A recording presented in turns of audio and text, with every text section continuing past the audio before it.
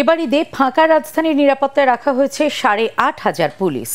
বাসাবাড়ি সহ বিভিন্ন স্থাপনার নিরাপত্তা নিশ্চিতে এবারই প্রথম দিবা ও নৈশ প্রহরীদের নিয়ে নিরাপত্তার ছক সাজানো হয়েছে।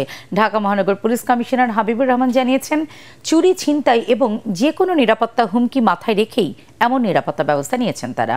ইমদাদুল্লাহ বাবুর আরেকটি রিপোর্ট।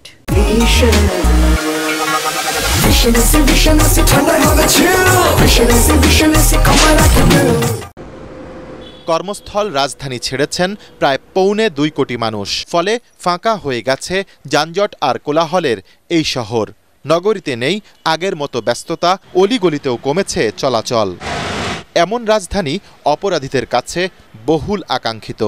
এই সুযোগ কাজে লাগাতে চায় চোর, ছিনতাইকারী ও নাশকতাকারীরা। এই পবিত্র ঈদ উল আজহা উপলক্ষে পুলিশের পক্ষ থেকে ব্যাপক পরিকল্পনা গ্রহণ করা হয়েছে। বাসাবাড়ি, দোকানপাট, কলকারখানা, অফিস আদালত এইগুলো খালি রেখে সবাই চলে যাচ্ছেন, সুতরাং সেটির দায়িত্ব পুলিশের কাছে। চুরি, ডাকাতি প্রতিরোধ, বিনোদন কেন্দ্র বা যে কোনো জনসমাগমে নাশকতা রোধে বাড়তি সতর্কতা রয়েছে পুলিশের। পাড়া মহল্লায় ছিনতাই ও কিশোর গ্যাংয়ের তৎপরতা ঠেকাতেও নেওয়া হয়েছে ব্যবস্থা। প্রতি বাড়িতেই কিন্তু একজন করে বা দুইজন করে দিবা প্রহরী কিংবা নৈশ প্রহরী থাকে।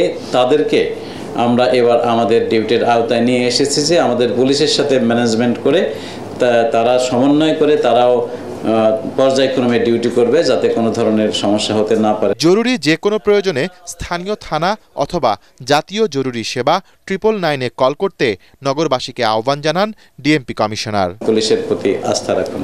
ইমদাদুল্লাহ বাবু, ATN বাংলা, ঢাকা।